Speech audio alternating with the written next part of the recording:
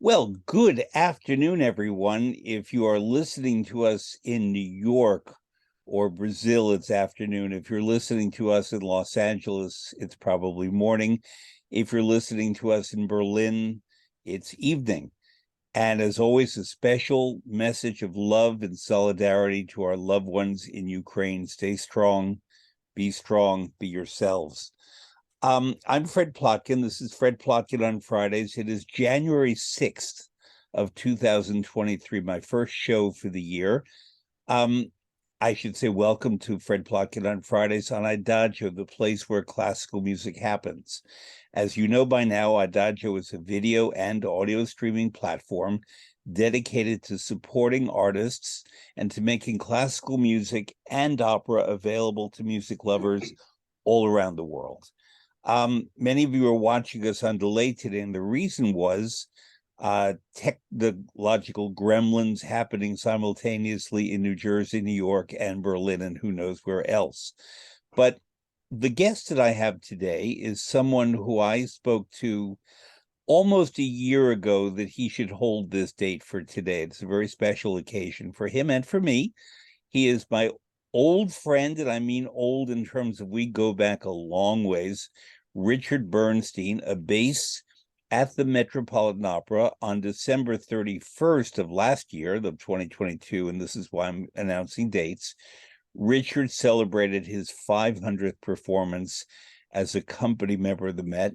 I went to the 501st, and we're going to talk about what it means to be what's known as a plan artist, this very special group of artists who belong to certain theaters, who are in the DNA of the company. They are very valuable people who audiences who regularly attend know and are always happy to see and be reminded that there is a Richard Bernstein or a few other colleagues like him who are there and who provide the ballast, the support for performances at the Metropolitan Opera. So, Richard, number one, welcome, but number two, congratulations.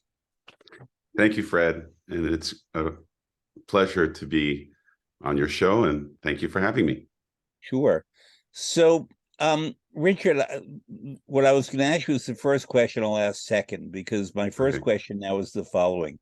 We just encountered about 40 minutes of delays in trying to get our technology up. There have been occasions, because opera is live theater, live performance, in which all of you in the cast are raring to go, and you're ready for the 7:30 or the 8 o'clock curtain, and then suddenly something brings it to a halt, whether it's a broadcasting glitch, whether it's weather, whether it's the indisposition of someone, whether it's the conductor late to the pit, any number of things.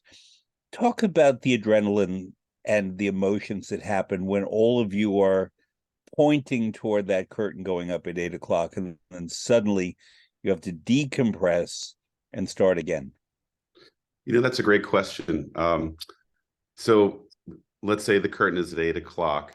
The curtain never rises at 8 o'clock. It's always a few minutes, 3 to 6 minutes after. And I tried to silence my computer, but I couldn't figure out if people text me. That's okay. So, in that waiting period, there's always that excitement to go on.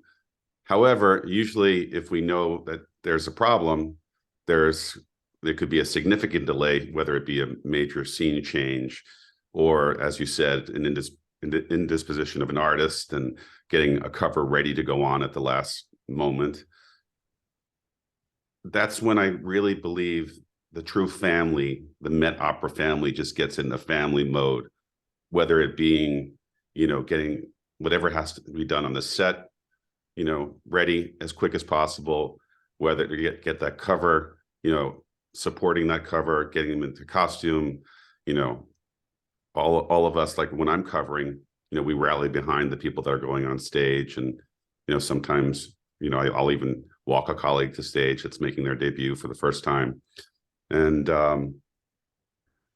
I think we had an incident a few years back in Carmen when, in a great production, but but the turntable got stuck right in the beginning, and instead of stopping and continuing, they actually restarted the opera. So that was exciting. That was exciting. And there was also something that happened to me that had never happened before in my career. I'm the one people don't have to worry about being on time. I'm never late to anything. And so to give you an example, for a 7:30 curtain, I'll leave my house at 4 o'clock. And I'm 30 miles from the Met.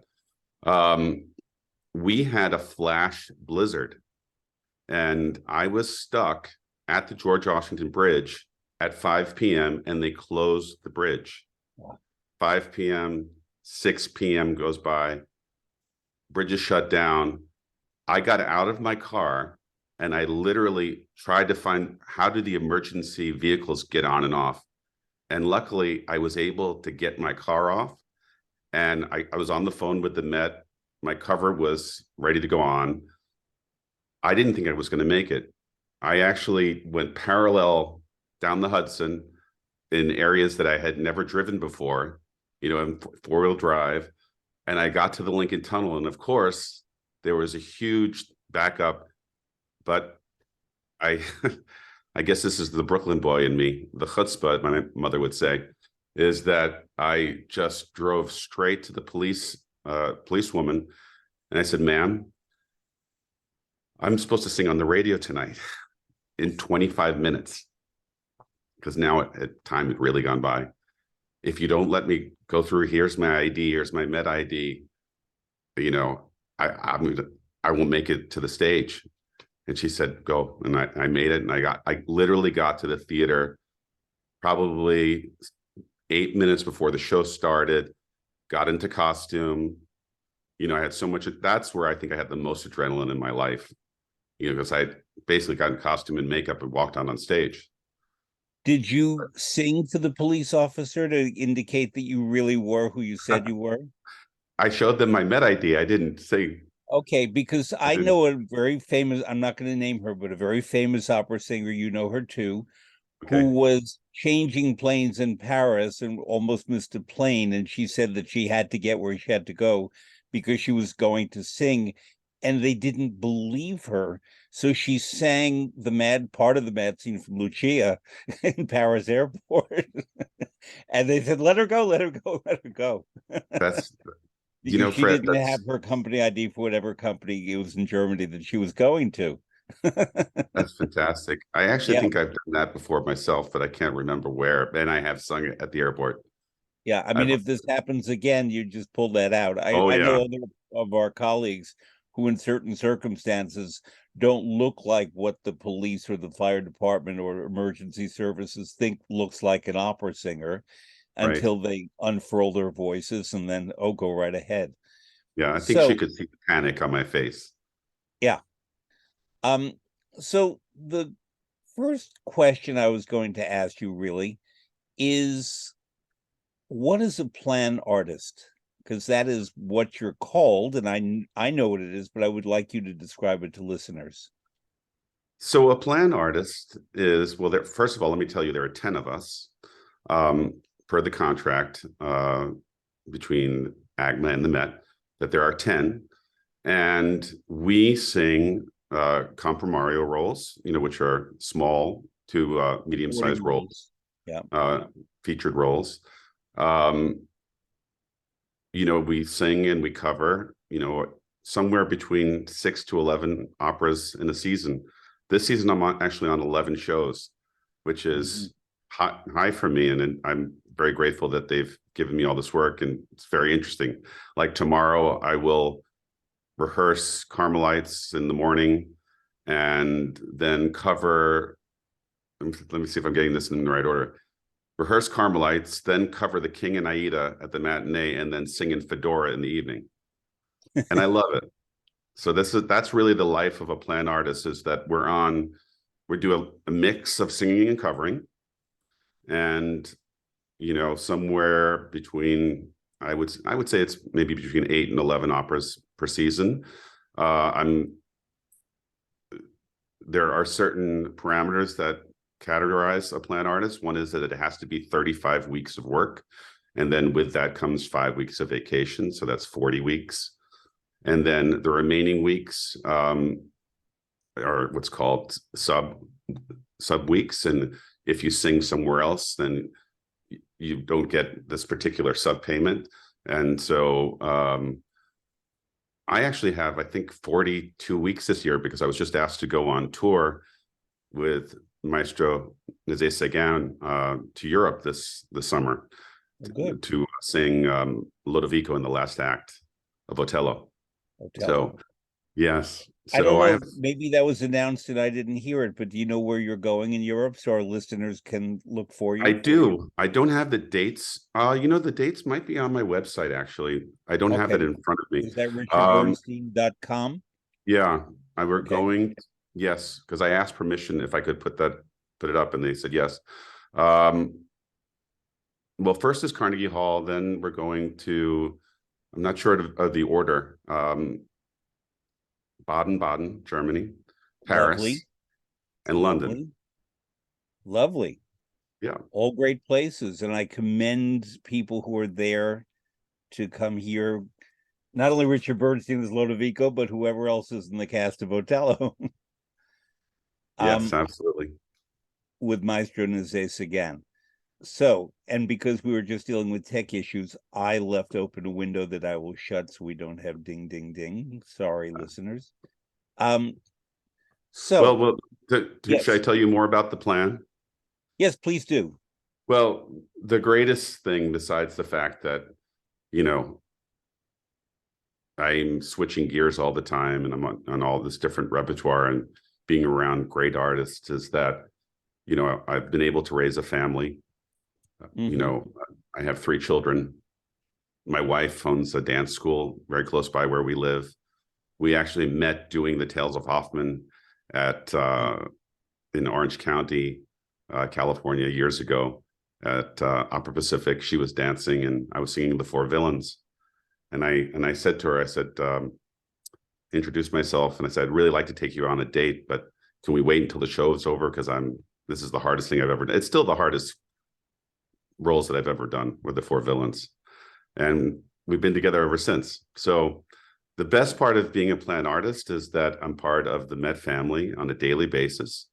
And I have my home family. I get to be home with my family every night and raise the children. I'm pointing that out because people who are, let's say, opera singers who are independent contractors, yes, are often on the road, and they have to rely on work. And let's say, for example, if they get a cold or if they miss a flight or any number of reasons why they can't appear, they don't get paid. Right. And it's hard to plan your family life, your working life, your personal life when you're out there that way. Now, yes, it's certainly very exciting for these people to be jetting off singing leads in Milan and London, New York, and LA and everywhere else. But it's hard for many of these people to have home lives and private lives and personal lives. And I think we can name many famous singers who chose not to have families. Right. One very famous one who wrote about it in her memoir is, and I'm suddenly blocking her name, the great British mezzo, you know who I mean, Janet Baker, wrote at great length in her memoir about having to make that choice and deciding that the career would get precedence over children. And I've known other singers who have been apart from their children and suffered for it terribly and missed. I mean, one friend of yours and mine, I don't name names, but when her children were younger, used to go on Zoom or on FaceTime to sing her kids to bed if they were home near New York and she might have been in Chicago, wearing, in one case, a horrific makeup for the character she was about to go on and play, which made her children cry because they saw mommy looking so haggard. It's not the same thing. And it's not. I have, I was going to say, I have great respect for artists who make that choice and who manage to have a working career, a very good career, and also have a family. Well, I can tell you that how I came to that decision, because I had been traveling around the world. I was very blessed. I mean, I made my debut, I was 22. So I've been on the plan for, I think, I don't know, 15 or 16 years now.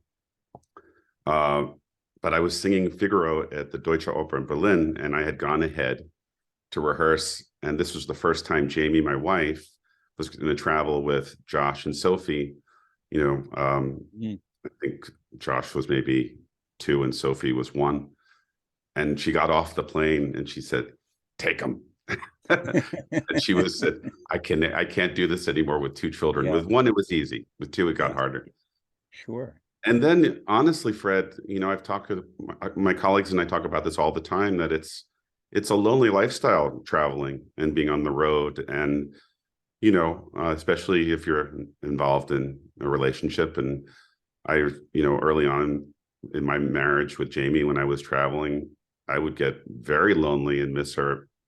I remember one tour to Japan where I was, everyone was out having a great time, but I was, in tears, in the room, calling Yeah, her, missing her that much. So for me, it was an easy decision because I had a very nice international career. It was a conversation with the then artistic administrator, Lenore Rosenberg, associate, who always believed in me.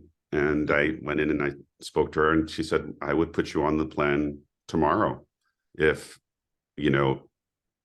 I just don't want you to regret doing that, because we won't be able to give you leading roles. The plan is a very specific thing. And I don't want you to regret that when you turn 50." yeah. Fast forward to when I turned 50, I went in there and I, with a gift, and I said to her, it was the best decision I ever made. And before my performance, my 500th performance, I emailed her just a few days ago, and I thanked her again for believing in me from the age of 21 until they hired me. And they made my Met debut at 29 as Zuniga and Carmen, because she still means a great deal to me. And So listeners probably have gleaned that you and I are actually very old friends. yes, And we were on the phone the other day, as friends will be, and I was trying to reconstruct. I know where I met you and in what context. You didn't remember that. I think you thought we probably met in New York, but we actually met in Los Angeles.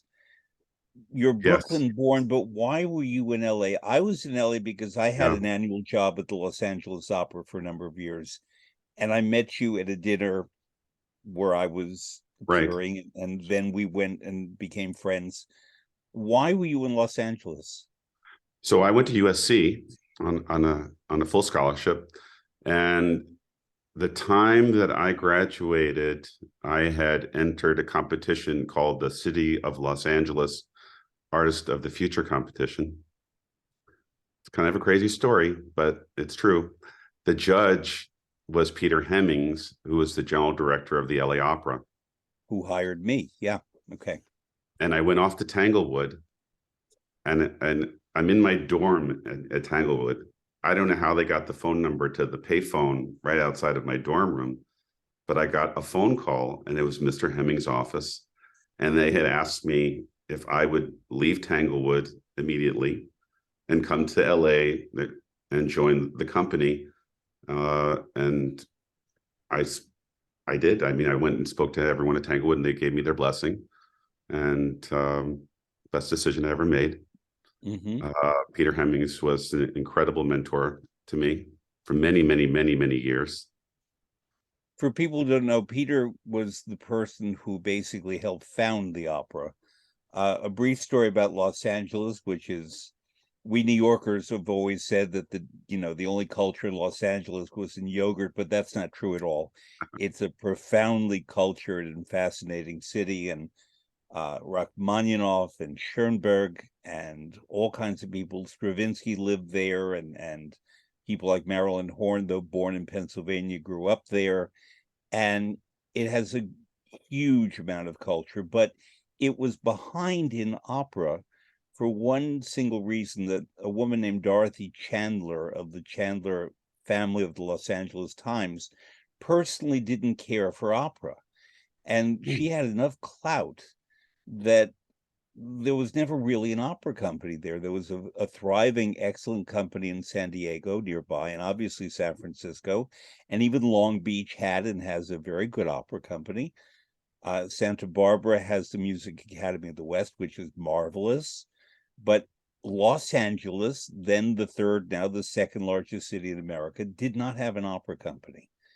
Yeah. And when Los Angeles had the Olympics in 1984, the LA Philharmonic under Carlo Maria Giulini, they had already performed a concert version of Falstaff with Renato Bruzone and a very fine cast, and I was brought out to work on that.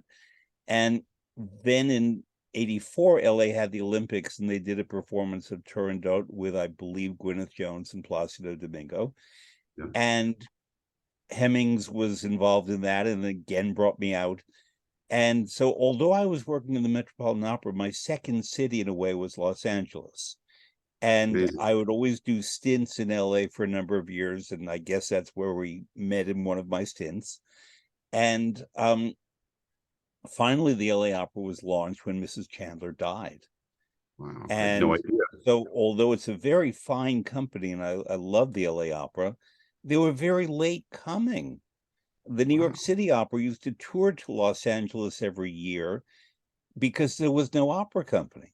So Beverly Sills and Norman Traeger would go there, and they stayed at a place called the Hotel Figueroa, where the Yes. lights didn't Yes. work. So Right. it said outside, instead of Hotel Figueroa, it said Hot Fig. And everyone in City Opera referred to that hotel as the Hot Yeah. Fig. And so the Met did not go to LA on tour. And so there really was a void there. It did a long time ago. And Right. in fact, the very first Met performance of, I believe it's La Boheme, but we have to double check me, but I believe it's La Boheme, was not in New York, it was in Los Angeles. Wow. So that would have been the American premiere of La Boheme was in LA and not New York in No about kidding. 1898. Wow. But anyway, it has the movie industry, it has magnificent orchestral musicians, it has great orchestras, it has the Hollywood Bowl, it has the Music Center. The LA Philharmonic is now one of the great orchestras of the world. They have Disney Hall. So I'm not one of Yes. those New Yorkers who said there's no culture in LA. It has great museums, good restaurants, everything you would want. So I was intrigued that you as a New Yorker wound up there, but now I know why. Yes. Well, the it was really, I can't even tell you how fortunate I was, because Randall Baer, who was a visiting professor at USC, was also working with the LA Opera. Um, he's passed away, Yeah. but he basically taught me every single major role that Uh-huh. note by note, Yeah. Figaro, Leporello, Don Giovanni, I could go on and on and on, but he was very instrumental with Peter Hemmings in establishing a resident artist program. And I became one of the first resident artists, me and Greg Federley and Paula Mm-hmm. Rasmussen, Yep. Susanna Guzman, Yep. John Atkins, and so many. And then uh, uh, they brought in Dixon Titus, who was Ruth Ann Swenson's voice teacher, to teach us, or we would go up there and work with him. And so this young artist program developed. And then we would do new operas that were written, two new operas that I did by Edward Barnes, all over the school system. So I think I've performed in LA at least 30 operas, but I've probably been in almost every school district in Los Angeles Yeah. County, Yeah. So I didn't know that we have Ed Barnes in common. He's a Oh, he family wrote two. friend for He's 35 years. wonderful. Yeah. Yeah. So, Richard, this is what I refer to as planet opera. In another context, it's known as Jewish geography, where we're all related. Yeah. But planet opera, basically, we who work in opera are all on the same little planet. We don't necessarily interact or intersect, but we know of one another.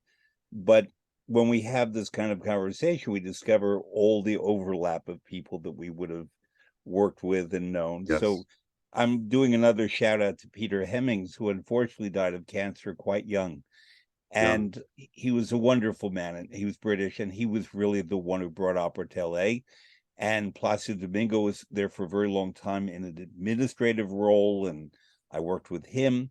And James Conlon is now artistic director, and Christopher Kelsch, Koelsch, is the general manager, and he's a marvelous innovator. He's So fantastic. And they've the and people, both of them that you've named, Maestro Conlon and Christopher Kelso has always been very supportive to me yeah. in my career. So anyway, enough about Los Angeles. We're in New York.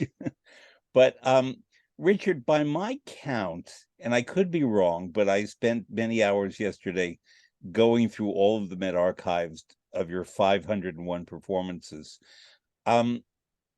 You have done 41 roles, and I could have miscounted, but we're close to that. And number one by far is Angelotti in Tosca, 73 times. Yeah. Do you know your numbers, or am I telling them to you for the first time in terms of what you've No, done a no, there lot are and what? certain roles I know the numbers for, and I know my Yeah, performance count. I didn't right. realize I had done 41 different roles. If I'm correct. But the Yeah. second one is Zaretsky in Eugene Onegin, and I'm mentioning these now, and then we'll talk about some of them. Okay. The third one is The Guard in Die Zauberflöte, the Magic Flute, which you've done in German and English. Then Zuniga in Carmen, which was the role of your debut on October 7th, 1995. Also making their debuts that day were Denise Graves and Barbara Friedli. Yeah. So pretty distinguished. Colline in Bohème, and then the Captain in Manon Lescaut, and Pietro in Simone Boccanegra, and the Soldier in Salome. And you're going to have to tell me how to pronounce this role. Aye in Akhenaten. Is it Aye? Aye? I, I, Aye. yeah. In fact, Aye. you can actually on the internet find his tomb. He was a pharaoh. Okay. Well, Akhenaten is we're very, going to get into that. yeah. And then next was the role of Handsome, for which you did obviously not have to Hello. rehearse in in La Punctual. Fanciulla del West, where interestingly, in some years, although Puccini in the original called him Handsome, in the Right. Met he's called Bello, Right. not Handsome, which is Exactly. Bello is Italian. And then the next is Lord Krishna in Satyagraha, and there are many, many more. But for the moment, I'm not going to get into any of them. I'm going to get into the role on the poster right behind you, because I knew Richard Bernstein. Yes, sir, that right there, sold out. Um, I knew Richard by then, and my network told me that Richard was going to be singing.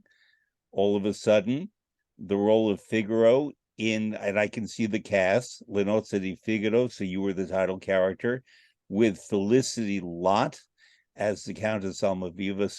Your Susanna was Cecilia Bartoli, who didn't sing many soprano roles, but she did that.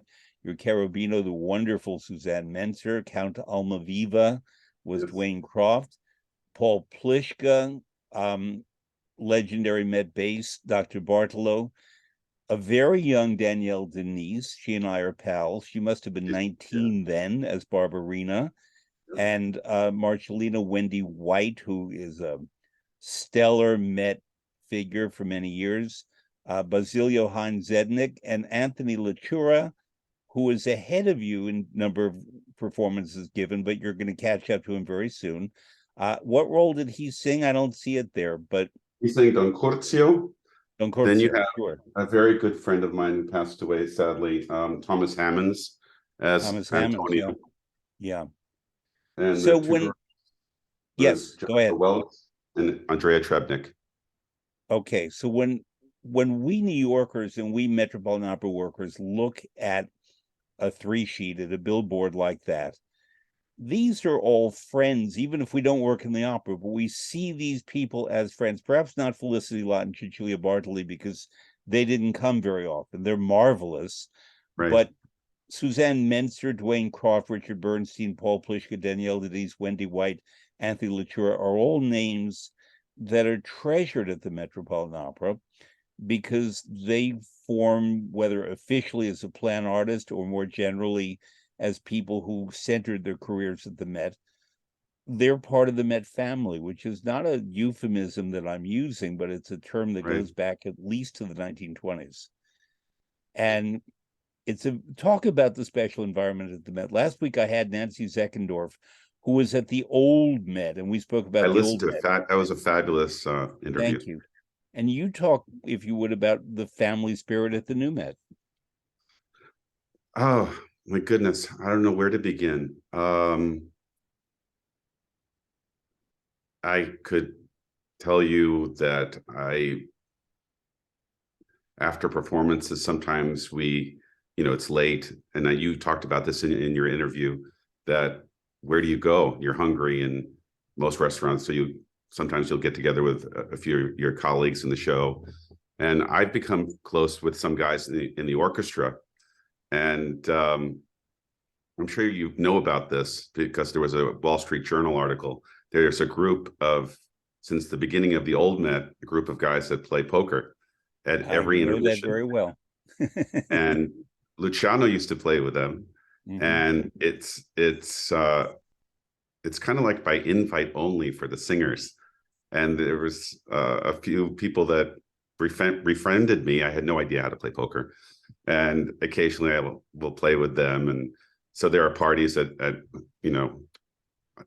homes of but no cigars, I imagine. I'm not a cigar smoker, but there is some cigar smoking, and I'm also not a drinker. But I mean, around singers, literally live this life of I'm not a drinker only because I'm a lightweight. I mean, a little bit of wine, I get a little tipsy. So, and I'm always driving. What I mean really is that, smoke around singers is really not acceptable. So that's why I mean, right. no, it's. But there are singers that smoke. But pardon me? There are singers that smoke, believe it or not. I know that. In fact, some of the best advice, I don't think he smokes anymore, but when I was a young artist in LA, I was singing Ancelotti, and James Morris was Scarpia. And I asked him if he would give me some advice. And during intermission, he said, "Come on, kid." And he took me out onto the balcony and was advising me. It was incredible while he was smoking a cigar or a cigarette. I'll never forget that, how kind he was.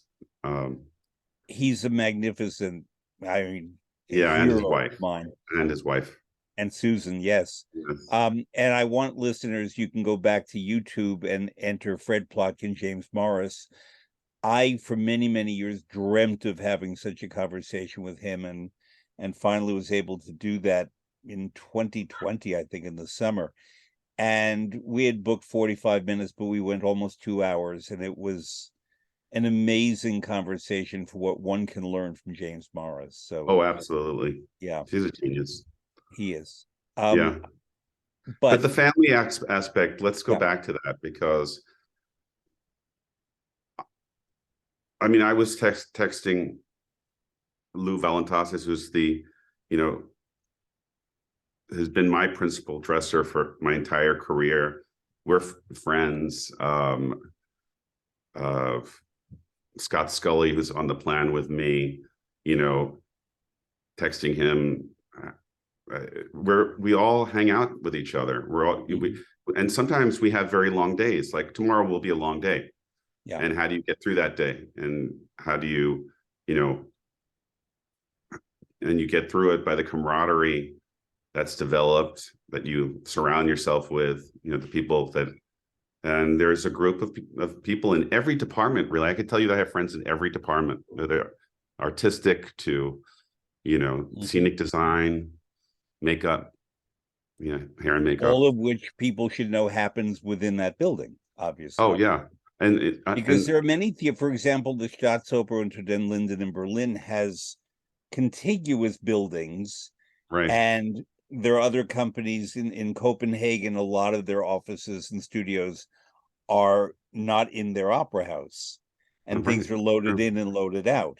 Yes, Very small original theaters like La Fenice in Venice and the San Carlo in Naples and the Sao Carlo in Lisbon and many, many more. You cannot suddenly create more around it. So exactly. they farm things out. But with the Met, it's like a wonderful hive, It is. and almost everything is right there. It And you go through truly, the and building and you find the department you need and you do what you need to do. absolutely. And I have to tell you that I feel like more so than ever with the new administration, with the music administration of Michael Heaston and Thomas Lausman and Paul Hopper. These are the people that hire me for my repertoire. And of course, Mr. Gelb has the final say. Um, but I've been incredibly supportive to me, and Michael, Paul, and Thomas, they're all musicians. So Mm-hmm. it's a different kind of feeling that I'm feeling now about the next chapter in my career. So what I mean by that is that I can go in and have a conversation with Tomas and what do you think of this repertoire for me? And he would say, well, why don't we look at it, Mm-hmm. or let's explore it. Maybe it's something that it could be of use to us here to have you possibly sing or cover. So I feel very supported in that way by the entire administration. I want to be very clear about that. They've been very supportive to me and my family. Which is great. Let's talk about actual logistics. So you mentioned that tomorrow you are rehearsing in Carmelites, Dialogue of the Carmelites. Yeah, In my personal opinion, the very best production in the Met repertory, which has many fine great. productions, but that one is just stupendous, and it starts soon and plays in January. Yeah, And I'm going twice because it's just such an extraordinary production of a great opera, and you have a great cast. So you're rehearsing that.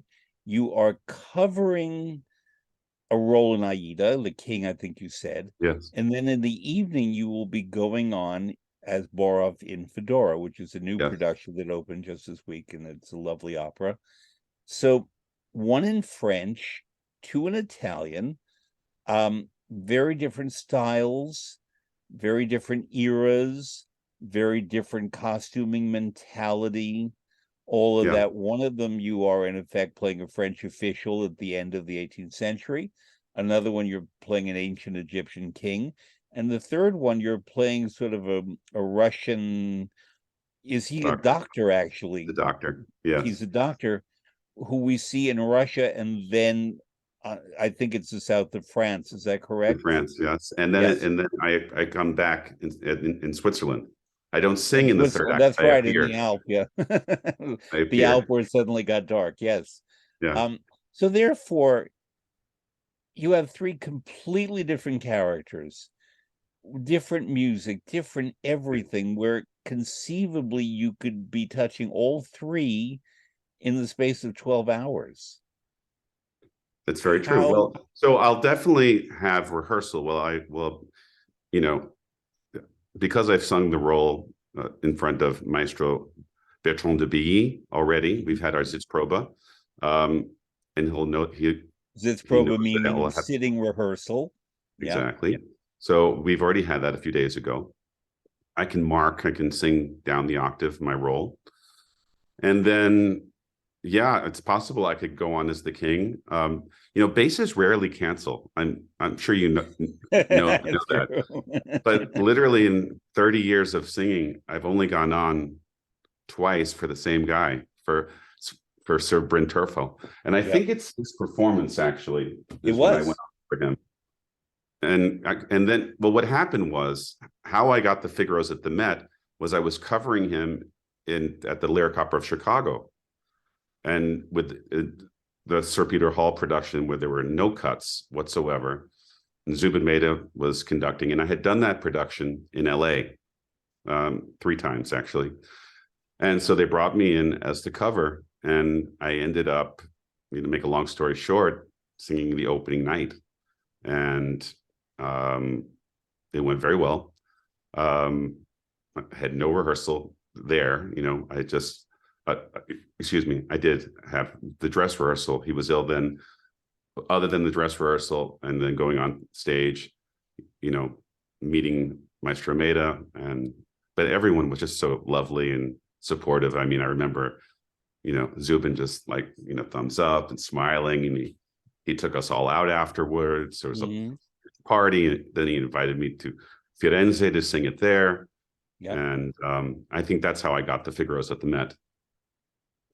So you said something in passing that's important to note. You said there were no cuts. No And cuts.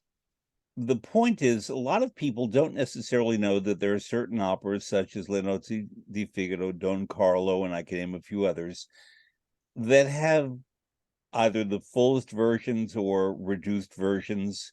Right. And sometimes one company will be doing one version, and then you go to another company on very short notice, and you are singing a different version. Or Sure. in the case of the Met, sometimes you're doing Die Zauberflöte in German, and then 2 months later you're doing it in English for the children's version Right. that's somewhat abridged. So how do you keep that all in your head? This is a question I get asked often. And the honest answer is that I don't keep it all in my head, is that I don't stress about what I'm doing tomorrow, today, because I've already done the preparation for this entire year. I'm not the type of singer who learns something at the last minute.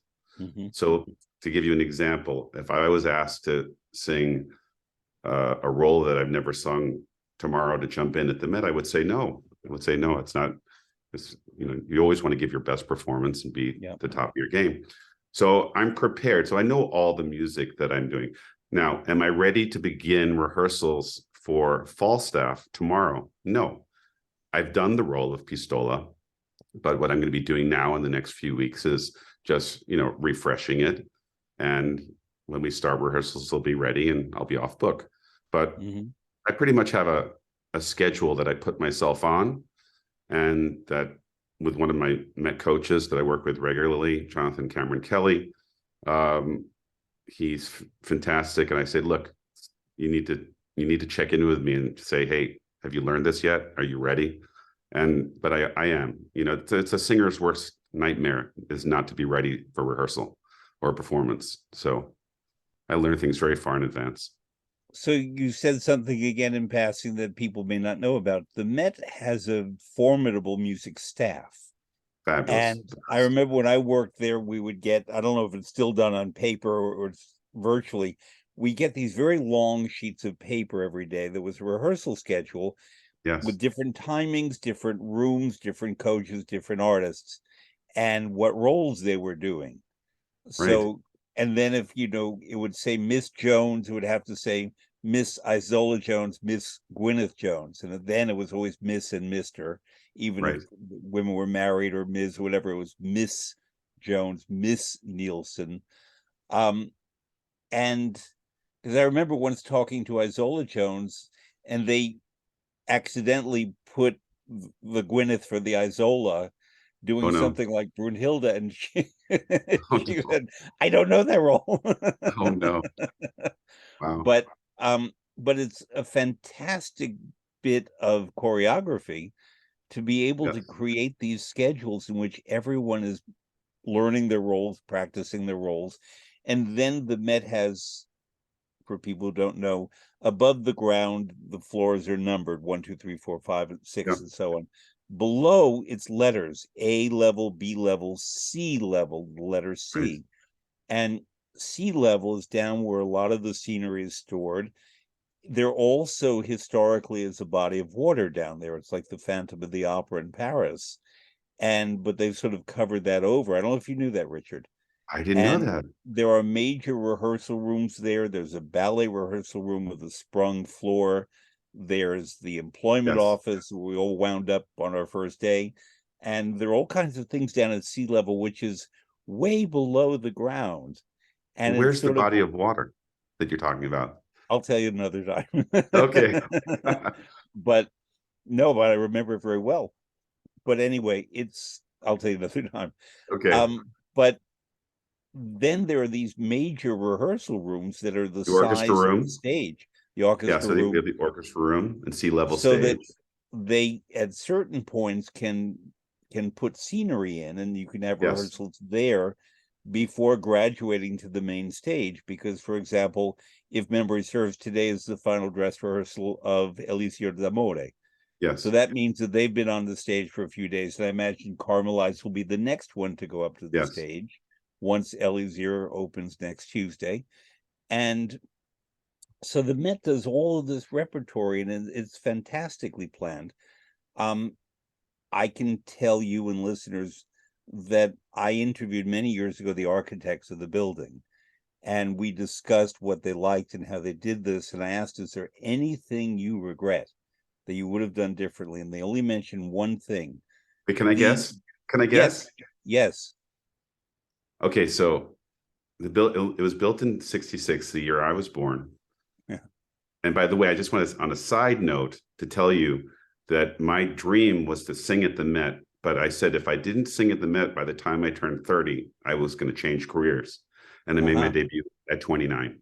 There you go. So, but back to what I think is that they only put one elevator in each bank. So in each elevator bank, there was only one elevator. Nope. I would have liked more elevators, but that's not the question. Okay. The doorways, the thresholds to enter these big rehearsal rooms are sort of the height of a normal Oh, doorway. I So didn't notice that. therefore, big pieces of scenery that could have and should have been just rolled in through a big doorway, Right. Met scenery has to be constructed with hinges. So it folds to get into the doorways in the rehearsal room. It's not for the stage that there are those hinges. So the famous Zeffirelli Bohème, they sort of lift all the hinges and hammer them in very quickly in 4 Yeah. minutes. Yeah. But the reason for the hinges on Met scenery is to accommodate the small doorways on sea level. Next time you're rehearsing tomorrow, I'm gonna look go at the no. doorways Yeah, and I've you'll never thought notice about that that. scenery can't get in there unless you fold Wow. it down, move it in, build it up, and then fold it down and move it out. So Right. that was the one regret. But Interesting. otherwise, it's a marvel, that whole Yes. place. Yeah, it really is something special. And what's fun is that I don't get lost anymore. I know how Yeah, to go to where I need to go and the shortcuts to get there is, but I think that probably took a good 10 years, yeah, yeah. but It's it's true. I fun. mean, there are opera houses, Covent Garden, I've worked a lot, and it can be very confusing down there, especially since they built it up. La Scala was always more straightforward for some Sure. reason, just because Yeah. it was on its physical plant, and that's it. Same thing in Vienna. Also, Right. any of these theaters that farms their activities outside the building, it's easier to get around those theaters.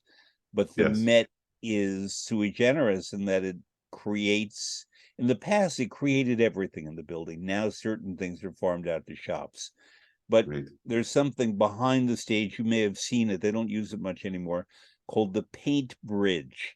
Yes. And on the fourth floor above, near the carpentry shop, is this bridge. In other words, it's like an elevator, vertical, that moves up and down, Yeah. so that someone painting scenery vertically would not have to get on a ladder. But I'm going to say he, because it's Marc Chagall I'm talking about. Yeah. They would lower it to his eye Oh, that's level, and incredible. he would paint and raise and lower it, and then it would dry. And then ultimately, when the scenery for that production of the Magic Flute was dry and ready, it would just go down to the stage from the fourth floor above to stage level. It's phenomenal. That's Anyway, this is all part of Met family lore. I would like to talk again about Richard Bernstein and your roles at the Met. okay. Um, the one you've done most is Angelotti, and I can practically sing it because I've heard you do it so often. Ecco la cappella, right? Ecco la chiave. La chiave, la Chiave. cappella. Um, Ecco la chiave. but you've done this so many times with so many different Mario Cavaradosis and sacristans. Yeah, I Talk have. about doing a role 73 times at least at the Met, and in different productions, by the way. There was the Zeffirelli from '85 that I worked on, and then there were two, I think, or maybe three productions since then. Yep. And so the staging is different, and the direction is different, just the geography of where the chapel is. Right. We can talk about what Angelotti has to do. He's very urgent, and he's a very important figure in the opera, even though we only see him in Act One. But he's a Absolutely. key member of the story, and Scarpia is upset because of Angelotti. Yes. It all, frankly, goes back to Angelotti. So talk about this character that you have indelibly made Well, your own. I mean, I would love to sing Angelotti again at the Met. In recent years, I've done the Jailer, Piers in Act 3. In fact, I'm in the last recording, last DVD that came out as the Jailer. But as Angelotti, it's actually one of my favorite roles, and I've had the privilege of singing it, being on stage with some of the greatest tenors of our time, Maestro Pavarotti, Placido Domingo, my goodness, Alanya, Alanya. He came up to me and I'll never forget it. He grabbed me and he said, "You're the best Angelotti I've ever had." And you I are the best no, but Angelotti. it's just he was tearing and I was tearing, and Yeah. it's I remember when I was nervous for the time doing it with Luciano, because the stage director at the time said to me, "I want to be really clear, Richard. Forget the staging. You have one thing to do. Do not upstage Luciano. Wherever he is, make sure you're downstage." And that's what I did. And he was very nice to me. It was I was just nervous, because things were a little different, and as they often are in opera. But it was an honor and a privilege to say that I've, performed with him. What did it sound like hearing him? When I talk to fellow singers of yours, Yeah. and they talk about the experience of being on the stage with him, it's not, the big man and not all that. It's a sound that apparently was unlike any. I mean, I knew the sound very well from the audience and from the wings, but I was never on stage with him. He had this squillo, this tone that just pierced you. It Yeah. was, and his vowels were so perfect, just Yes. naturally. I have to say that I haven't sung Angelotti with Piotr Bacała, but his voice, I think he's one of the greatest tenors of our time right now. Definitely. And I get the same feeling when he performs as I did listening to Luciano live. But I would say he had this intensity about him, like just completely threw himself into the role, and the sound, the tone was, and nobody sang like him. So I, who have been in opera management a lot in my life, was thinking about something as I was going through your roles. It occurred to me that I've never heard discussed. If Angelotti dies in Act One, and if the Yes, Jailer doesn't come until Act Three, how come the same artist cannot sing both roles just in different costuming? I think And that's, the yeah. company can save a little money, frankly, doing that. Not just I, the Met, but any company. if I'm remembering correctly, I have sung Angelotti and covered the Jailer Mhm. in, not in recent years, but in years past. But I Yeah, mean, Angelotti, because you, the singer, would not be on in Act Two, right. have sort of a nice pause Yeah, there, and you it's totally can possible. mentally and costume wise and makeup wise transfer from the bloodied, exhausted Angelotti to the well attired Jailer, who has a Yeah. very tender scene, by the way. And I think Yes. that'll, it's something I look for always in the opera Tosca, is the moment in Act Three in which Mario believes he will never see Tosca again. He just wants paper and pen to write to her, and he sings E Luceva le Stelle. And he says, the only thing I have left in the world is this ring that he then gives to the jailer. And I've seen some jailers hesitate, others surreptitiously take the ring, others examine the ring in great detail. Is this worth it? How do you play the jailer? It's not a long role, but it's a crucial role. It sets the tone for the aria that the tenor sings. Yeah. So in the production that in this production where I played the jailer, I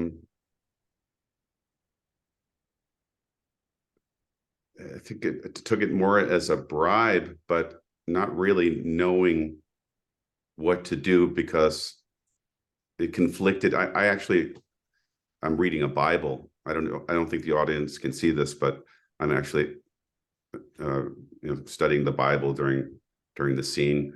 So I think he's conflicted. Was that in Puccini or was that in this production? In this production. Okay. Yeah. I'm sitting way in the back during the scene, but it's a great question. I don't think he's a bad guy. I think he would have let him write the letter anyway. But I think Mario gives the jailer the ring because he's got nothing else to give. Yeah. But it's one of those roles that sets the tone, because I've seen jailers who are just openly corrupt and are only too happy to get jewelry off this man who's about to be put to death, even though Tosca believes he won't be. There's that complication, but somehow, especially when sung by Roberto Alagna, who I saw do it in October, and it was magnificent. Yeah, he's great. Just felt that he understood his mortality in that moment in ways that others were singing about Tosca and about their past. When Alagna did it, it was in the moment that he knew he was about to die, and he played it that way. It was fantastic. And for all the hundreds of times I've seen Tosca, and I've worked on 3 productions, it was stunning. And this is why we keep going back to these masterpieces, because we discover new things.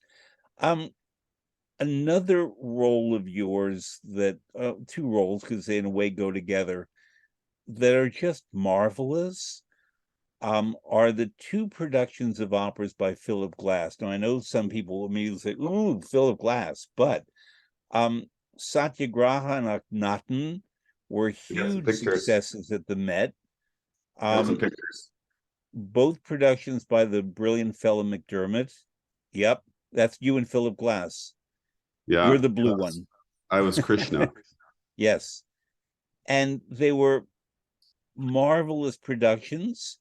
I think that these productions by fellow McDermott helped me get into these operas more, which is a remarkable thing, because they are impenetrable. One of them is in Sanskrit and the other is in sort of non-languages, except for one aria in English sung by Akhenaten.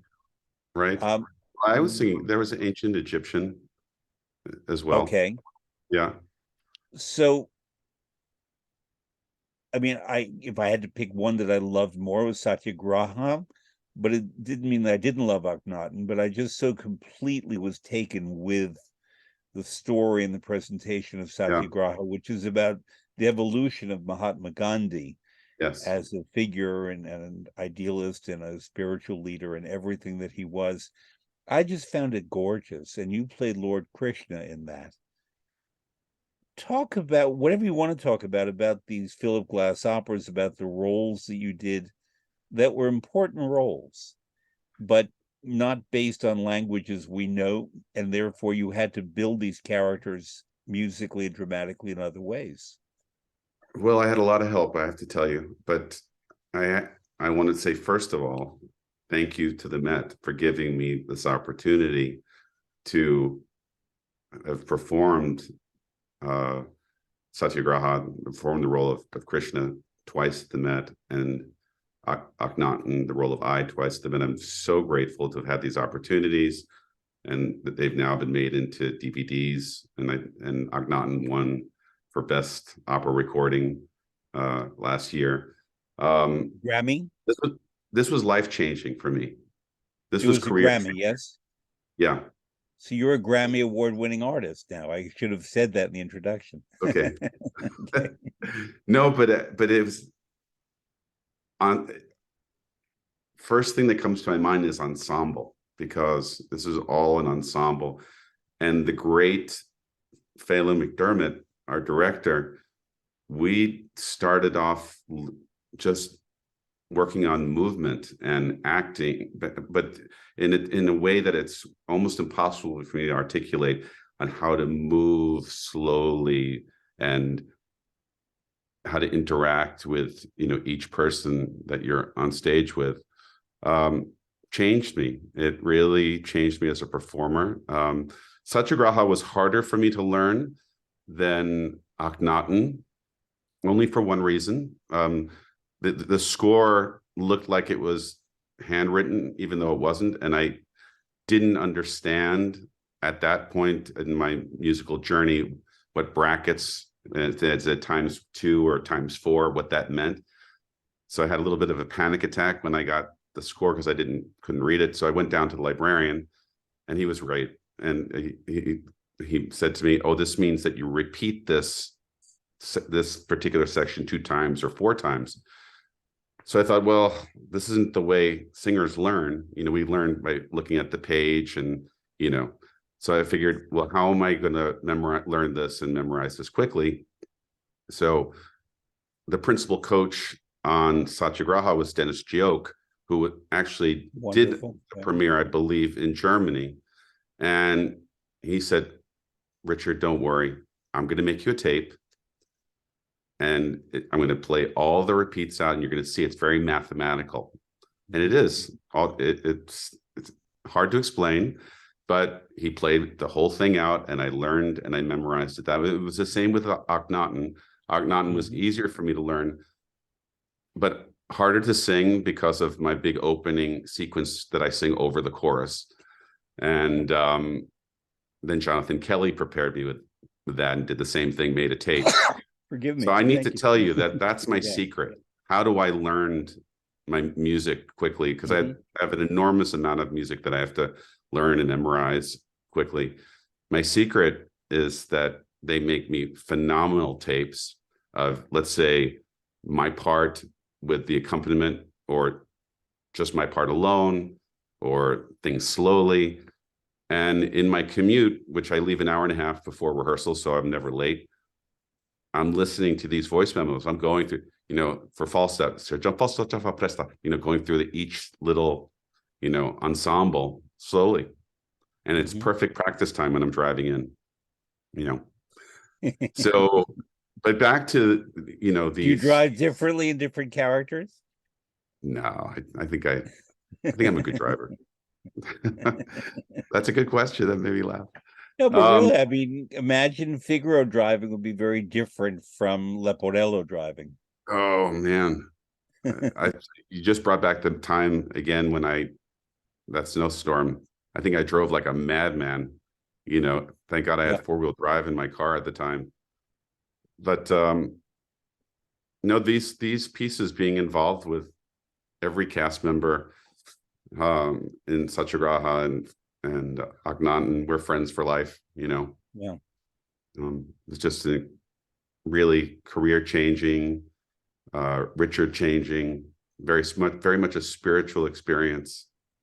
If you would talk about that spiritual experience, I mention that because, as I said to you, while I certainly adored Akhenaten, and I'm friends with Anthony Roth Costanzo, and he was brilliant. He's great.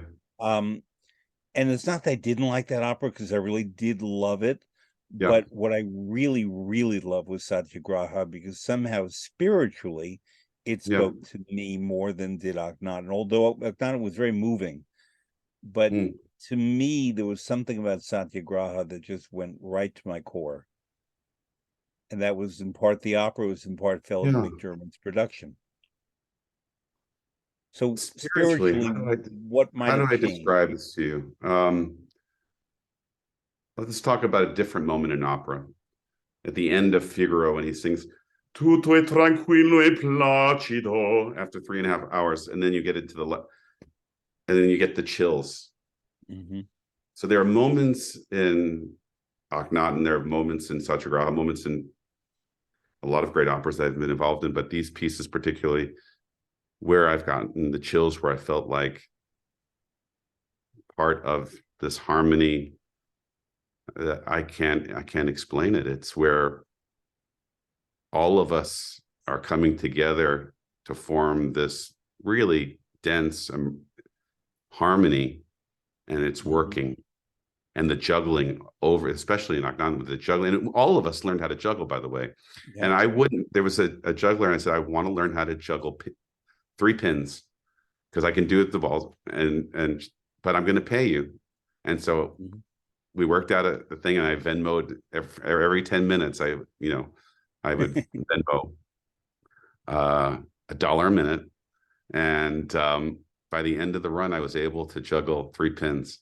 I'll send you Wow. that video. Thank you. So, So, at the start of our conversation, you'd said something that I was going to slightly correct you on, but now I oh, will, tell me. because you didn't make a mistake, but it's just a correction I'm going to make. You said that most operas start 3 to 5 minutes late. One Later. exception in my whole working experience at the Met was Le Nozze di Figaro. We began bang on at 8:01 or Oh, 7:31, and when James Levine was conducting, he would sometimes luxuriate in certain passages like Dove yeah, Sono and things like that. right. And then he would communicate with me right around Tutto è tranquillo e placido. And he would say, how much time do I have left before we could Oh, go into overtime? And oh, I would say, you have 90 seconds, or you have a minute 25, whatever it is that you have. And right. and then I would go listen, and it would be like he put his foot on the pedal of a sports car. How fast he would conduct, and the singers breathlessly trying to Yeah, yeah, sing along with him. And I would be there with my watch, because if we hit midnight, we went into double overtime. that's right. So, so I remember that we'd Yes, always start really just like the second after 8 o'clock, and we would have intermissions we tried to keep short, and we would right. construct productions that did not require a lot of moving of scenery with glitches, so that just in case, um and Yes. almost always we made it. But then we'd have visiting maestros who would be more luxurious, and it would be 12:02, 12:03, and we'd have to pay a quarter of an hour to Yeah, I think many, you know what many I meant commitments. for. I think what I meant starting at 5 to 7 minutes is usually when it's a radio that there would Yes, be a that's little bit true. of a delay. That's what I That was meant. built in, yes. Yeah, But I mean, normally at the Met, it would be 8:02, 8:03. right. I've been a couple of Exactly. times this week, and that's more or less Yeah, what it is. But I remember with Le Nozze di Figaro that if it was an 8 o'clock curtain, it would be 8 o'clock in 5 seconds we'd start, just to yeah. get it done in time, because it's a long opera. It is a long opera. Yeah, And Susanna and Elsa and Lohengrin are the two longest roles in opera I once calculated. absolutely. So, um, you have worked a lot with Carita Matila in a lot of different productions. And just the way Fella McDermott, if he's doing a production, if I can get to it in London or wherever, I will go because it's a Fella McDermott production. Yes. Similarly, if Carita Matila is singing something, I try to be there. Yeah. And there were a few years when she was not at the Met very much, so I would be going to Paris and London and San Francisco and other places, in Washington, I think, to hear her in roles that I might not get to hear at the Met. Um, so I will unabashedly say she's one of my very favorites, and Incredible she's a actress. pardon me, Incredible actress. an incredible actress. And Yeah. I mean, whatever you want to say about her, I would say her work ethic, but anything you want to talk about Carita Matila, I'd love to hear, and I'm sure listeners will too. Well, I can tell you that she was always very kind and warm to me in the times that we've worked together and when we did Salome together at the Met. She was just incredible. And we were all of us were in awe of how she inhabited the role, and how much fun she was, and to be around. Um, she was very supportive to me. I remember. I also did, The mayor in Yenofo, where she played the yes, Kostelnichka. and she was incredible. Wow. Yeah, yeah. Yeah. I mean, she's was truly one of the greatest singing actresses I've ever seen on stage. And I guess You know, that's part of my question. We're talking a bit about Luciano, but Luciano, I adored him. We were close friends. Not the greatest actor, but Carita Matila, marvelous singer and really a stupendous actress. yes. And not overacting, but with such detail. Yeah. And listeners should know that in opera, when a singer builds his or her role, it comes both out of the words and the music, which makes it very different from, say, doing Shakespeare or Ibsen or Moliere or whatever, Yeah. in that it's both. And Montilla seems to understand and draw from both as she creates Absolutely. the role. Um, Absolutely. In so fact, Brett, I was giving a lesson about 2 hours before our interview, and my singer was singing. And I said, "You sound beautiful. What are you singing about?" mhm, And this person speaks, the language, and they couldn't tell me. I said, "You need to know not only what you're singing about, why you're singing it, where it is in the opera, you know, and present that next time yeah. before you think about doing that in an audition." So it's just reeling off names of playwrights, and this kind of leads me to a question I didn't plan to ask, but I'm going to anyway. One of your greatest roles, in my professional opinion, was in the opera A View from the Bridge by William Bolcom, where you Oh, yeah. played Marco. And it was based on a play by Arthur Miller.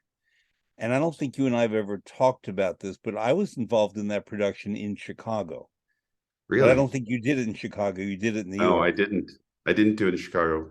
Did You you hear did about? Marco in New York, right? So I that's did why Marco you in and New I York didn't and overlap for Washington. that. Yeah.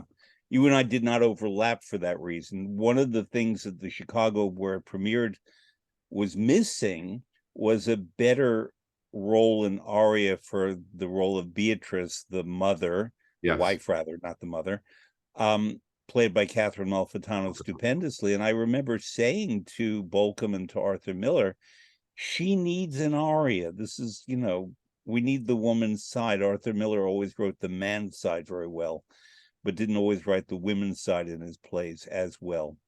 Right. And so thankfully they added an aria. But this was a play by Arthur Miller, a great play, in fact, that became an excellent opera. And plays don't automatically become excellent operas. And Arthur Miller, who I got to know, and in fact, I did a conversation with him in Chicago in front of an audience. Oh, wow. I asked him about his relationship to opera, and he said for the most part, he didn't like opera, except for Wozzeck. Oh, no kidding.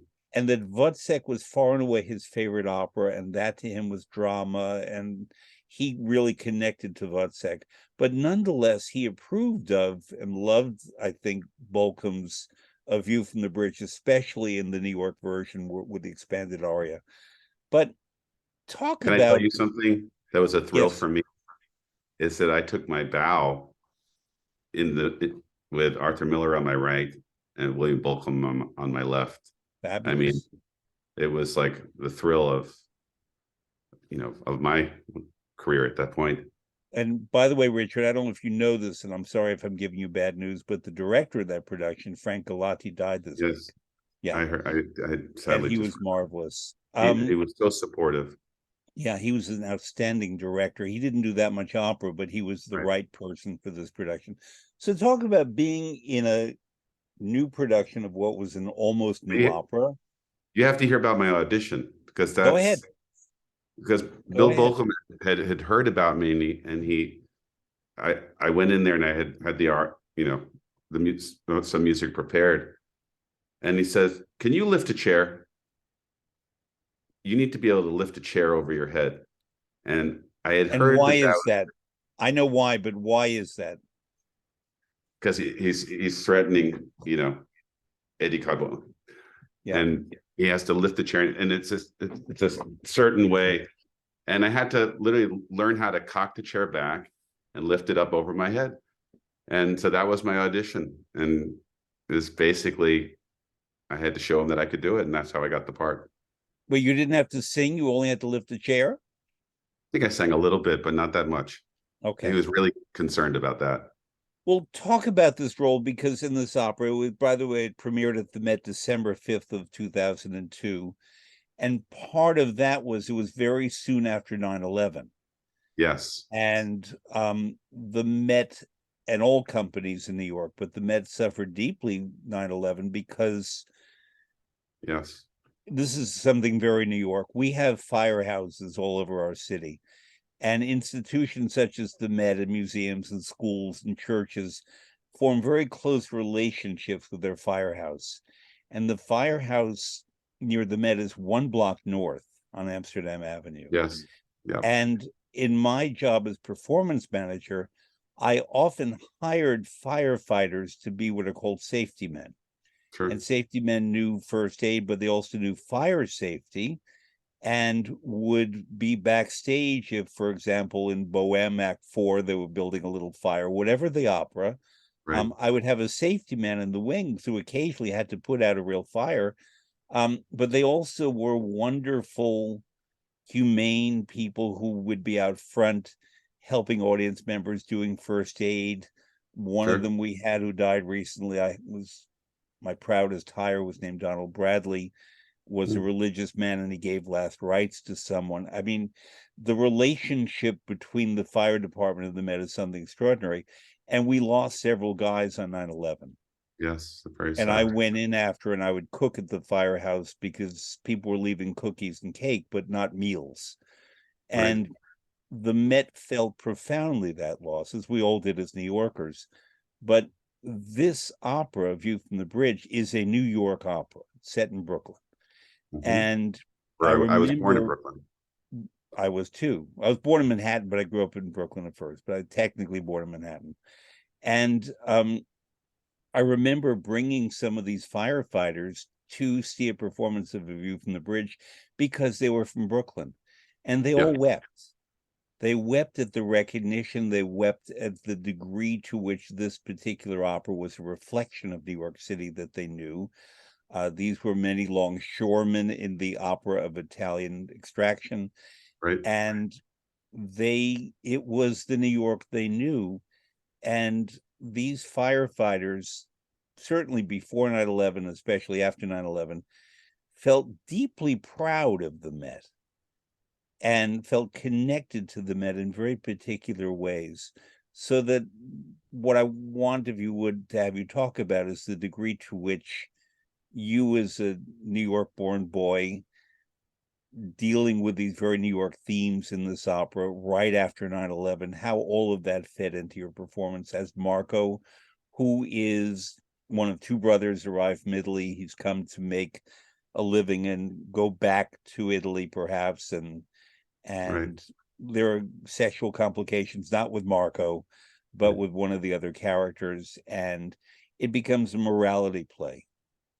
Marco is a very upstanding person, I think, but very Yeah. serious. Yeah. Well, and I also had just gotten married just a few months Ah, before. uh-huh. It's right before 9/11. I Yeah. should have Jamie and I should have been in New York, but we were in Jamie, my wife, her family is from California, so we were just out there for an extended period of time. But we would have been in New York for 9/11, and I walked by that firehouse that you mentioned, Yeah. daily, and I Yeah. see the tributes that that are there, and uh, it's still mind-boggling to me that happened. And I'm embarrassed to say something, but growing up in Brooklyn, I remember when they built the World Trade Center. I remember when it was built, and I remember going there with my class to go to the top of the World Trade Center, and then I would go there as an adult, to go on the elevators. and just Yeah. to go to the top, you know. And I have to go down there and make peace with it, because I have not been to the memorial. It's been, to this day, I mean, I've driven past it, but I'm going to make a commitment to do that in the next week, because it's still, to me, it's still, As they say in Fledermaus, Chacun son goût. I have yeah. never gone back there to the. I Well, lost do you friends on want, 9/11. I just am not going there. And when I have there are people visit me in New York and they want to go to it, I'll say, "You go to that, and I'll meet you later," because I just don't want to. how about we say this, that if you, Yeah, you know, maybe you and I go together at some point. I love you, Richard, but I'm not going. Okay. And then I was gonna try to coax you to, because you're a fabulous chef. Yeah. And Yeah, my wife but would say also, to you, there was a restaurant there, Windows on the World. yes, I've been, of And course, the there. chef owner, who thank God is still alive, is Michael Lomonaco. And Michael and I are very, very, very close friends for a long time. And Wow. that profoundly changed everything in his life. And Yeah. we're getting very personal here, but Barbara Walters died this week. And I remember that Yes. the journalist, that when this happened on 9/11, people who knew well advised Michael to only talk to Barbara Walters and only do one conversation, one interview, and never speak again, and that it would be documented for history right there. And that's what happened. Mm. But we are, and I do want to get back to The View from the Bridge because it's a fabulous opera. But what we're doing now is talking about things and how real life connects to the emotions and the spirituality of opera. Yeah. And therefore, when people say to me, "Oh, opera, I don't get it. It's boring. It's fat people screaming," that's ridiculous.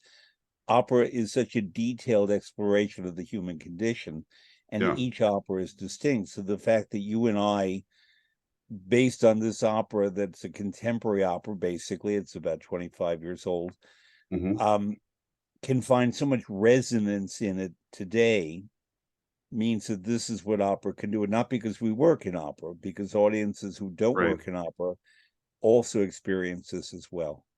And they can But identify with it. um, but given what we've just been talking about, talk about actually creating roles in newish operas, which you've done a bit, but especially because you were really outstanding as Margot. Oh, And the thank whole you. cast was outstanding. Catherine Malfitano was an She was amazing incredible. Yeah. Beatrice. Kim Josephson was Jim marvelous Joseph. as Eddie. I mean, Yeah. everyone, Gregory Very Touret, correct. who played your brother. I mean, Christine everyone. Brandis, who's now not only singing but conducting. She was Yes, fabulous. yes, Fabulous. yeah. Um, So if you yeah, would, because I think it's important for memory that we know about William Bolcom and Arthur Miller, who were Bolcom still is towering figures in their art forms.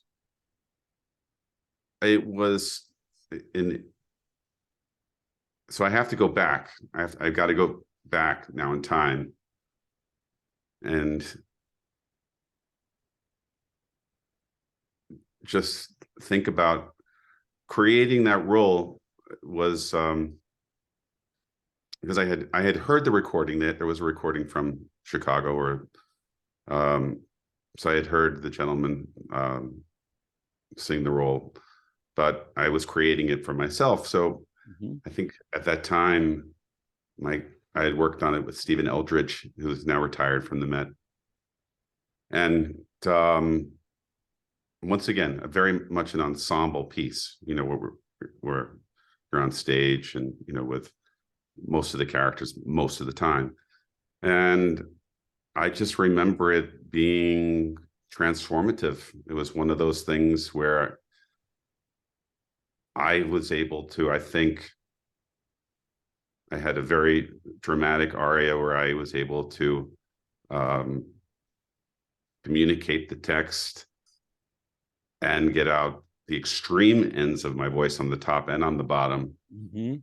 and which is difficult. I mean, to watch, I feel more comfortable talking about people like Carita Matila, who can do that on every role. I mean, that's the dream of every, opera singers, to be able to do that. Like right now, watching Piotr, and Fedora, yeah, Sonia in Fedora, the way they Angela. throw themselves into these roles is just, I mean, it's just an honor and a privilege to be a part of this production, just to see that. And that's what I tell my students is, it's not just about singing beautifully, it's about becoming the role, becoming the character. And going back to that, I studied in Italy, which I don't know if you knew I that I did not. studied. Where did you study? I studied with Claudia Pinza, the Hmm. daughter of Ezio Pinza, who had a summer program called EPCASO, the Ezio Pinza Council for American Singers of Opera. And And where was that? it Where in was Italy? in Oderzo, which was In Veneto. vicino a Venezia. It's very Yeah, in I know between Uderzo. Venice and Trieste. So it's like right I know there. Uderzo very well. Yeah. Yep. And she had fabulous coaches, and some didn't speak any English at all, and that's how we learned how to speak Italian. And I had to just go back to remembering those experiences and to create this role of Marco, Hmm. you know. And it was a big hit, and it was great that we got to do it again in Washington Yeah. What afterwards. struck me about your Marco, uh, people know that I know a lot about Italy and I've lived there and just had a new book come out 2 days ago about Italy. And um, is the degree to which you really captured, let me put it this way, the Italian Constitution, the very first line of the Italian Constitution is unlike any other constitution in the world. It's not "we the people" or anything like that. It's Italy is a nation founded upon work. Yeah, And no other nation I can think of uses work as the definition of itself. And especially because the stereotype mistaken about Italy is Italians are lazy and carefree and so on. Italians are incredibly hard workers. oh yeah, And they wouldn't have built that magnificent country if they were not hard workers. exactly. And your Marco was a worker, and he really checked those boxes about il lavoro, that work gives you dignity, not just money, it gives you dignity. It makes you un signore, a person, a gentleman, no matter Yeah, what your job is, even if you're a longshoreman on the docks of Brooklyn. The right. dignity of work was perfectly captured first by Arthur Miller in his play, but then by you. And it was such an Italian character, even though it was Italian American Right. and Sure.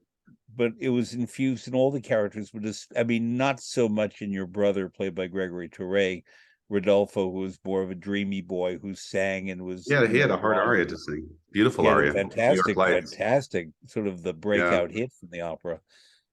really was. But your character was the one who was structure and dignity, and it really set the tone Hmm, in that you were the opposite of Eddie Carbone, played by right. Kim Josephson, who great psychological figure like an Otello and certain great powerful figures in opera. You were the moral pole against which we compared Eddie Carbone. And it was fascinating. It was, is it Well, on I'd love video to in do it any way? again. Pardon me? I would love to see it done again, actually. Yeah, I would too. Okay, Met listeners or other opera Yes, I'd love companies. to do it again as well. The Absolutely. production itself is great. Um, you anticipated what is going to be my last question, but is there a role you've not done that you'd like to do? Any size? Oh, sure. Absolutely. Name me In two or fact, three. well, I mean, there, uh, I'm covering the King and Aida. I've never sung the Hmm. King. Okay. All this Verdi repertoire that now that I'm getting older, that Yeah. my technique has solidified in a way that I really feel more comfortable as a bass rather than as a bass baritone, which in my Right. younger days, saying higher repertoire. But I've been listening to Nabucco, Hmm. and just reading through the score of Nabucco and looking at So would you be Zacarias Zaccaria? arias. Yeah, You would be Zaccaria, yeah. Great Well, role. yeah. I mean, I looked at it in the last page. He's has these high F sharps in them. I'm thinking, well, okay, let's see if that's possible. I have to take that to my coach. But Yeah. there's a lot of music. I mean, I'm literally constantly exploring new music. Friar Lawrence or Romeo and Juliet, for example. Yeah. Um, there's the German repertoire. I'm finding fascinating. I Well, I had was going a to ask anything in Wagner. You've done a couple of well, Wagner roles at the Met in Meistersinger and Parsifal, as I recall, yes, yeah. Well, I sang Dalant this last summer. in Um, Maine. in Maine with Donovan directing and Israel Mhm. Gursky, who's a fabulous conductor and he's on the music He staff at is. the Met. He is. And they gave me, I'm actually covering it this year at the Met with Dalant, which is a Good. big deal that they gave that to me. It's a Wonderful. big cover. Yeah. So when I came back, I went and had a really nice talk with, Thomas Lausman, our head of music administration. And I said, I think I need to learn how to speak German because Hmm. this repertoire is really speaking to me, Yeah. you know. Um, so I was just a few days ago listening to Bonaldo Ciotti, one of the greatest bassists of all time, um, singing the Landgraf in Tannhäuser. Yeah. Um, yeah, there's so much music that How about Yochanan and Salome? it's too high. I looked Too at that high. at one Okay. point. Yeah. Yeah, Okay. I looked at that at one point. No, How about I Fiesco and Simone Boccanegra? definitely Fiesco, Yeah. absolutely. Yeah. You know, also, Don Carlo.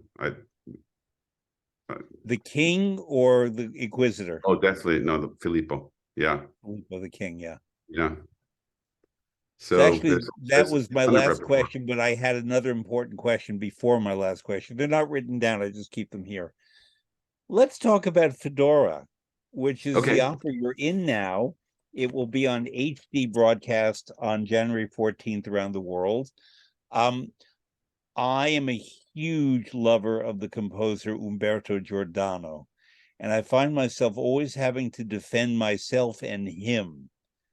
That they say, Fred Plotkin, but you're a serious opera person. How could you possibly like Umberto Giordano?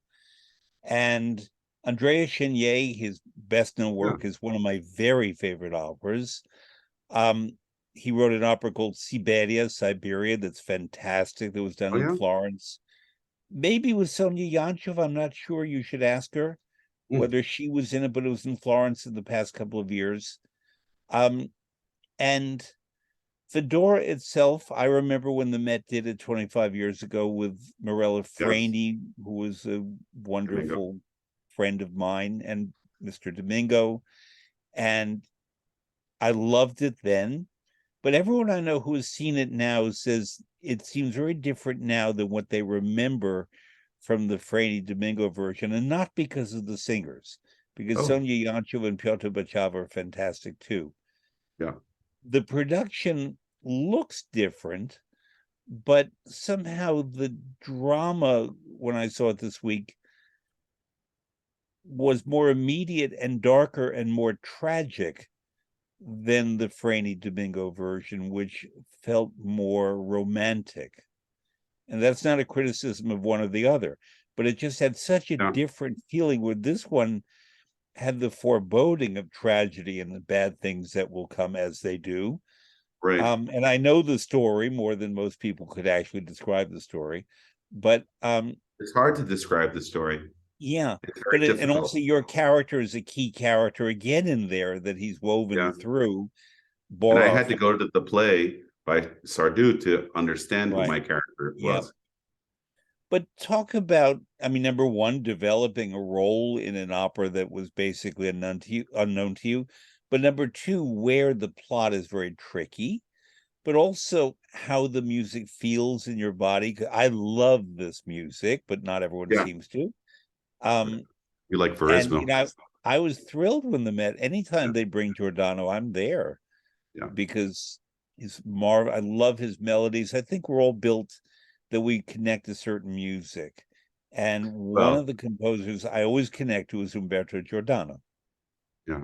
And you have somebody like Marco Arbigliato conducting, who, Brilliant. and I'm not just saying this, knows the score from memory, Yeah. like using music, and he knows every word and every cueing everybody, and is so passionate and in love with it.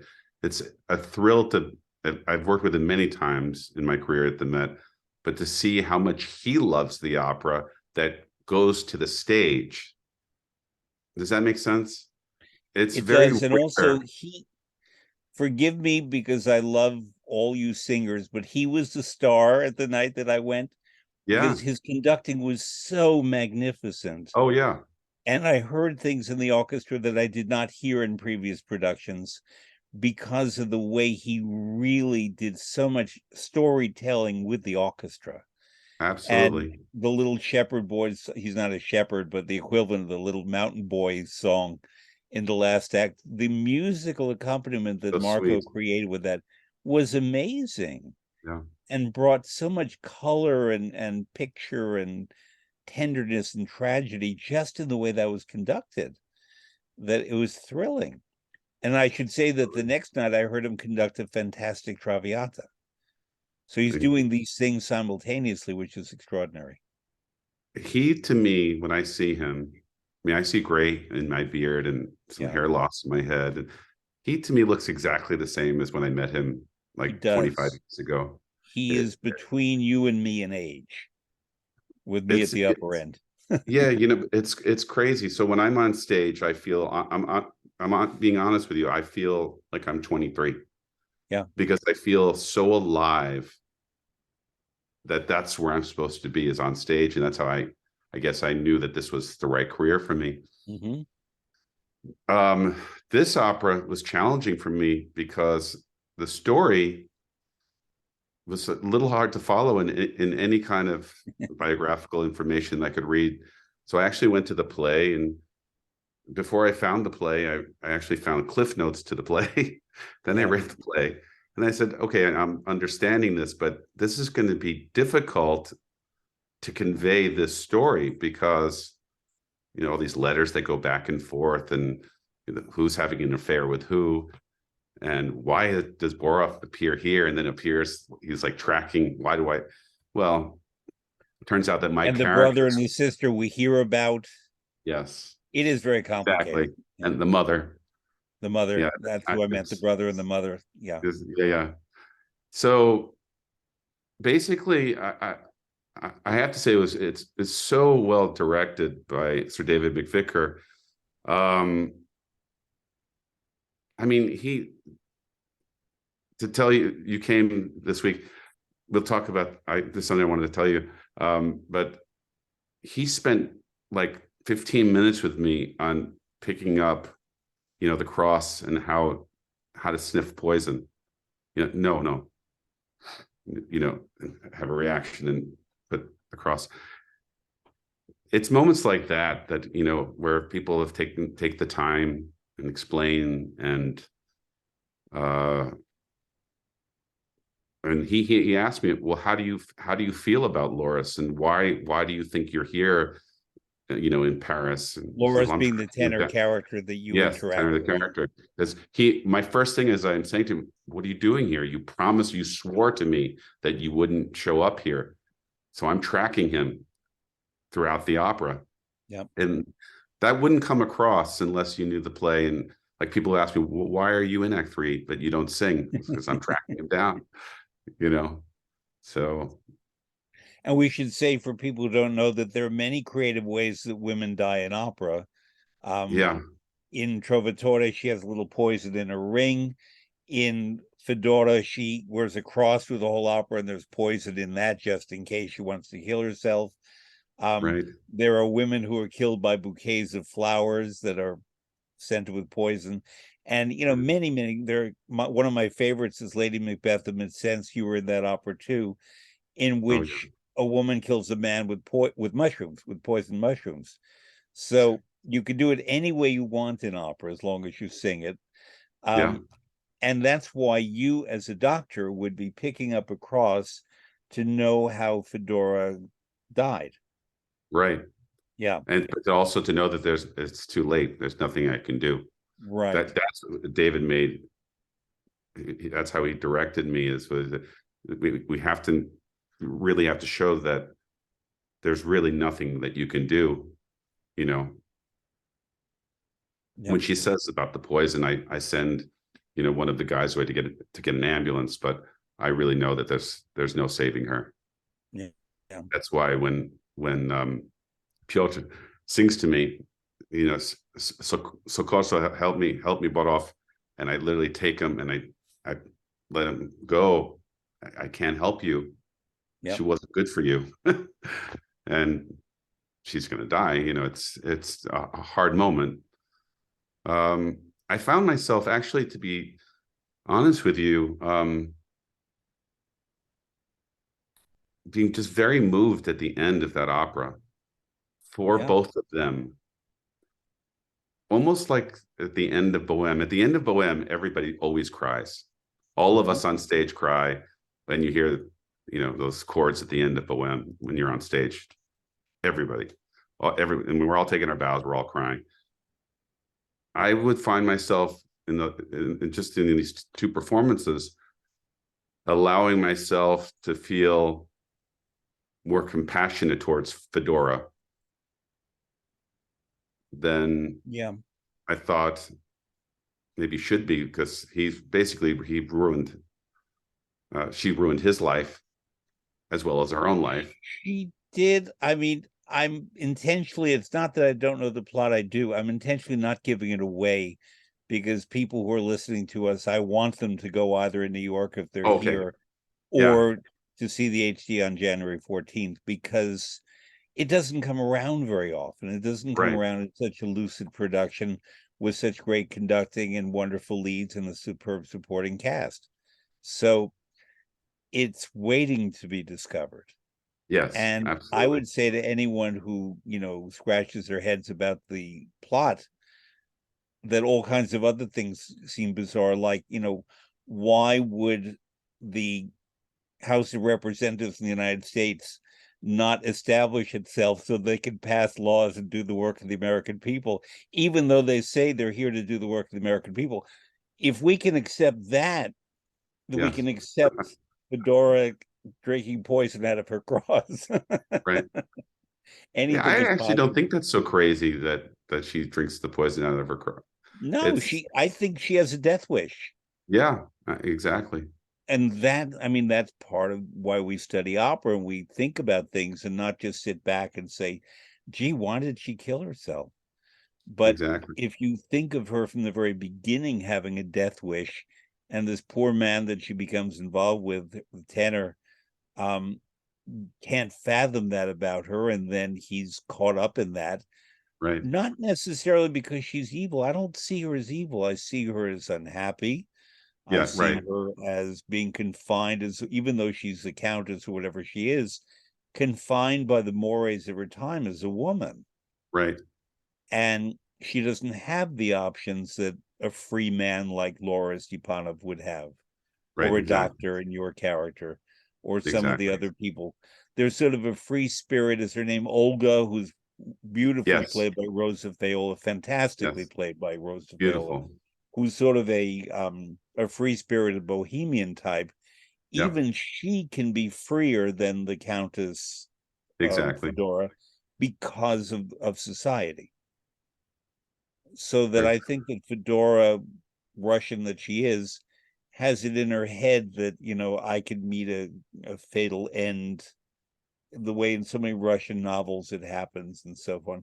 Yeah. To me, it corresponds Yes. and I agree. therefore makes sense. And as many Italian opera singers have said to me, you think we're emotional, you should see the Russians. Oh, wow. And Italians love playing Russian characters because they really let that emotion out more than the Marco in A View from the Bridge, who keeps Right. his anger in. The Russians let it out. They do. They do. Yeah. Yeah. And I'm not Absolutely. talking world politics here. I'm talking No, opera. no, but like in Yeah. the times that I've done Onegin, I've had the privilege of singing Zaretsky. I don't know for how many years at the Met, but a long, It's long your time. number two role, It's 40 times. Yeah, I think in Yeah. both. But I've also sang not at the Met. I've sung the role of Grayman, and that's an interesting role because he comes in so late at night. Such a beautiful aria. It's a beautiful scene that I'm going to revisit that. So you're asking about music that I'm looking at. I'm going to Mhm. tell you I'll revisit that role. And there's another role that if we want to save money, we can have someone do Zaretsky in Act 2 and Grayman in Act 3. Yeah, why They're not? complete. Yeah, why not? They're completely different. Zaretsky is upstage most of the time. That's Now, I true. should know this, but he's the second to one of the characters. Is it for Lenski or is it for Onegin? In Oh, other words, it's the Zelensky. backup in the gun Yeah, duel, in the duel. yeah, for Lensky. For Lenski, that's what I thought. Yeah, Yeah. So there's that beautiful aria that Lenski sings, yeah. In fact, bemoaning Zaretsky's pissed everything. off that he's late. Onegin Yes, comes late. that's You right. know, That's right. And it's a very vivid, small role, but very vivid. But there you go. You can sing Angelotti and the Jailer in Tosca. You can sing Zaretsky and Grayman and Onegin. This is how opera will have a future. We economize. listen, I love where I work. I really truly feel that they've made me, part of the family, and I You look are. forward to. I don't know what I'm seeing next season, but I look forward to finishing out this season and going on tour with the Met Orchestra. That should be Yeah. fun. To All a Baden-Baden and privilege. It Paris and really Hamburg. is. It's a Yeah. privilege. So, Richard, it has been wonderful to visit with you, old friend. Two Um, friends. and keep up all the good work. You genuinely are someone that Met audiences respond to and are happy to see because they feel reassured of quality and of originality and hard work and everything that is brought to a Met performance and other great opera companies, that we don't necessarily see being behind a performance, no matter the size of the role, but that I think our conversation has really brought out today how it happens and why the Met would have someone like you as a plan artist to be the ballast. I think that's the word I used at the beginning of our conversation that helps the company be a great company. So keep up the good work. Thank you, Fred. And I I thank appreciate it. you. I'll see you soon in Wait, life, wait, I Fred, I gotta hope. say, can I say one last thing? Go right I ahead. guess, okay, because you're a world famous cook, chef. I think my wife would love it if you maybe taught me how to cook just one meal, because Okay. all I can do is barbecue. I'll Maybe teach something you. easy for the I'll family with chicken. Oh, chicken. Okay, I can do that. I was gonna say I would teach you one of Luciano's pasta dishes, but I could do chicken. Great. It was a pleasure, Okay. Fred. Thank you. Thank you. All right. See you soon. See you soon. Okay.